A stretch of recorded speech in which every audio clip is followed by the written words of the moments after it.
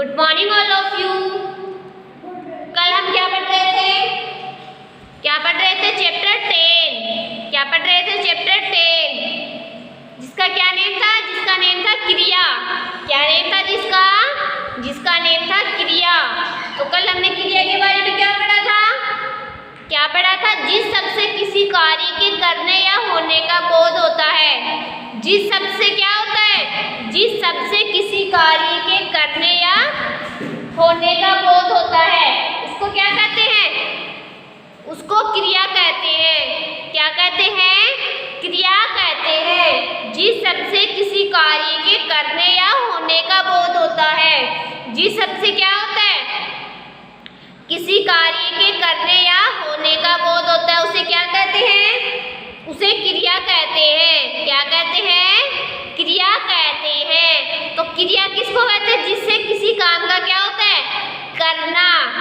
किसी काम को करना, किसी काम को करने का बोध होता है। किसी कार्य के करने का क्या होता है? बोध होता है। उसको क्या कहते हैं? क्रिया कहते हैं। क्या कहते हैं उसको? क्रिया कहते हैं। आज हम क्या पढ़ेंगे? आज हम पढ़ेंगे क्रिया के भेद। क्या पढ़ेंगे? क्रिया के भेद। क्या पढ़ेंगे? क्रिया के भेद। तो क्रिया के कितने भेद होते हैं? कितने भेद होते हैं? कर्म के आधार पर क्रिया के 2 भेद होते हैं। कर्म के आधार पर क्रिया के कितने भेद होते हैं? क्रिया के आधार पर कर्म के आधार पर क्रिया के 2 भेद होते हैं। कितने होते हैं? 2 भेद होते हैं। कौन कौन से होते हैं? अकर्मक क्रिया और सकर्मक क्रिया। कौन से होते हैं? अकर्मक क्रिया और सकर्मक क्रिया। अकर्मक और सकर्मक क्रिया। तो अब हम किसके बारे में पढ़ेंगे?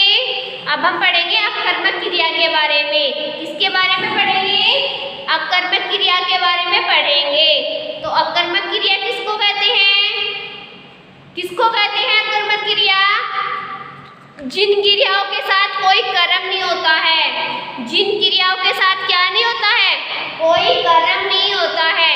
कोई कर्म नहीं होता है उसको क्या कहते हैं?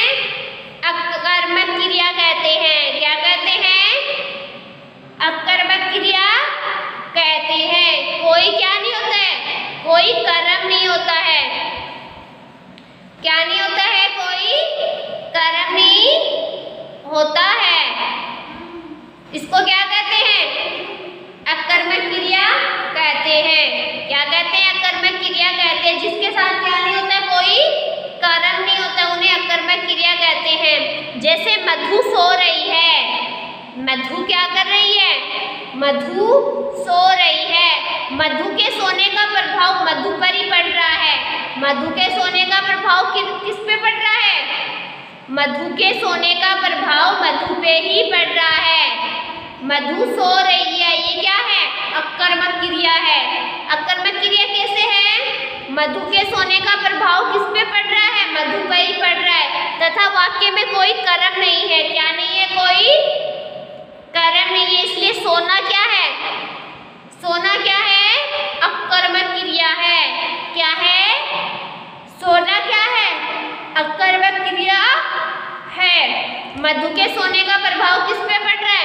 मधु के सोने का प्रभाव मधु पे ही पड़ रहा है। तो मधु क्या है? अकर्मक क्रिया है। क्या है? अकर्मक क्रिया है।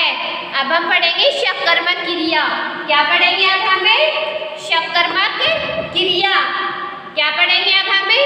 सकर्मक क्रिया। तो सकर्मक क्रिया किसको कहते हैं? किसको कहते हैं सकर्मक क्रिया?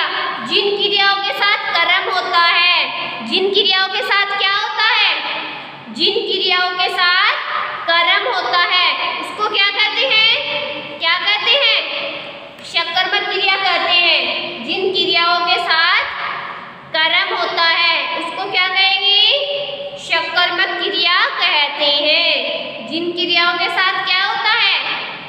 कर्म होता है। क्या होता है? कर्म होता है उसको क्या कहते हैं? सकर्मक क्रिया कहते हैं। जैसे मधु सेब खा रही है। मधु क्या कर रही है? सेब खा रही है। मधु के खाने का प्रभाव कर्म अर्थात सेब पर पड़ रहा है, इसलिए खाना क्या है? सकर्मक क्रिया है। क्या है खाना?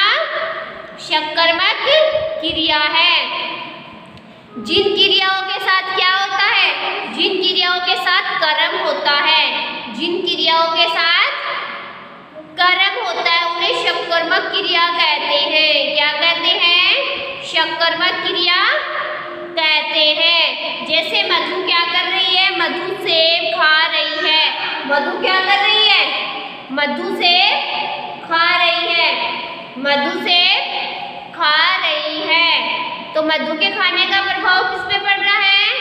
सेब पर पड़ रहा है। मधु के खाने का प्रभाव किस पे पड़ रहा है? सेब पर पड़ रहा है। तो इसलिए खाना क्या है?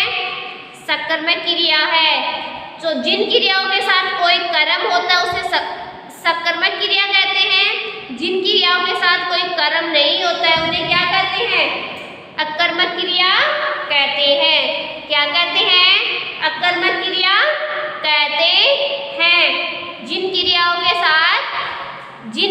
के साथ कोई कर्म नहीं होता उन्हें अकर्मक क्रिया कहते हैं। जिन क्रियाओं के साथ कोई कर्म होता है उन्हें सकर्मक क्रिया कहते हैं। जैसे मधु के खाने का प्रभाव किस पे पड़ा? सेब पर पड़ा। तो इसलिए खाना क्या है? खाना क्या है? सकर्मक क्रिया है। और मधु सो रही है। मधु सो रही है। इसमें मधु के सोने का प्रभाव किस पे पड़ रहा है? मधु पे ही पड़ रहा है। किस पे पड़ रहा है? मधु पे ही पड़ रहा है। तो मधु सोना क्या है? सोना क्या है? अकर्मक क्रिया है। क्या है सोना? अकर्मक क्रिया है। क्या है? अकर्मक क्रिया है। ओके ओके बच्चों, तो आज आप क्या पढ़ोगे? आज आप पहले क्रिया के बारे में पढ़ोगे।